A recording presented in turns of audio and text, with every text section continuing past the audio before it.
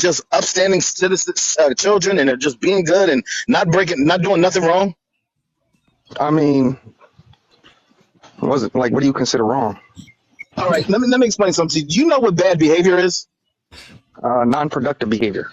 Listen, I went to all black schools, and I'm gonna tell you right now, there is nothing good about how we act in school.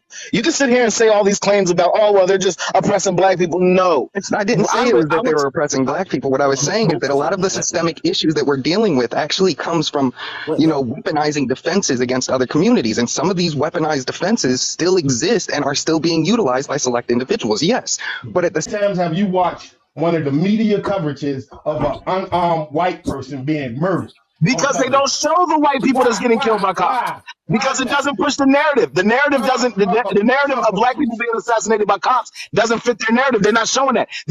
I'm truthful. The same way George Floyd died, a white man died, and they didn't even show it. Right. What I'm saying is this, and you reiterated what I was saying. There is a big difference between the criminal aspect of black people and the black people who ain't all about that criminal activity. A lot of times we ignore what criminal things we're doing, and we want to blame everybody else. But the simple fact in a nutshell is we are destroying ourselves at very, very high numbers. And what we need to do is stop worrying about all these little bullshit things that's not destroying us, because we want to focus on the racism part. But if we think about it, if I was making a list about the things we need to fix in our community, racism wouldn't even break the top 20. Sorry, racism is not damaging us as much. What's damaging us is your top 5.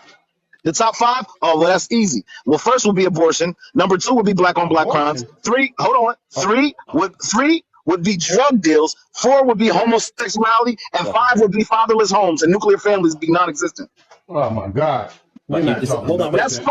That's 5. So you have to look at the fact that there were test subjects in Puerto Rico for her birth control that unalived many, many, many women of color.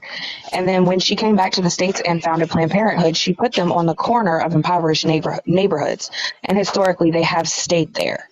So that could probably pose a bigger issue, like Snax said. But that's all I wanted to say. Go ahead. You don't think, but what I'm saying is, and Tinkerbell's absolutely right. Walker, you don't think 20 million black babies being aborted since the 70s is a major issue out of my top 5? No, because that's as old as it actually is. You said no? I said why? 20 million? There's only 46 million black people. Okay, so 20 million, as you claiming that 20 million don't count. No, it's the truth. You guys know abortions have been practiced since before the United States. That doesn't make it right. One person finish at a time. Like, you want me to help you moderate this, Jason? Because people are not allowed to finish their thoughts. Everybody spoke. Big Og has not had an opportunity to speak, and neither has NYC Girl. Can we do Big Og and then thank you. So Snax, your top 5 is perfect for what we need to fix within our community. I'm not going to rebuttal that. But the issue, racism is not an issue that we need to fix within our community. It's an issue we need to fix from outside of our community. So those are 2 different issues. Racism doesn't scare me as a father when my children leave the house. When I'm worried about my children leaving the house, living in the community, what scares me is that somebody that looks just like me is going to take my children out. That's what we face. I have never been in the hood and worried about 4x4 trucks and Confederate flags hurting my babies. But I do worry about them degenerate Negroes in our hoods destroying everything and acting like savages. So I'm not talking about the black people who act like they got some sense. I'm talking about the criminal aspect. Right. You can agree with me or disagree with me. Right. So when your kids grow up and eventually move out of the hood, do they still have to worry about getting killed in the hood, or do they have to now deal with these issues that are outside of our community?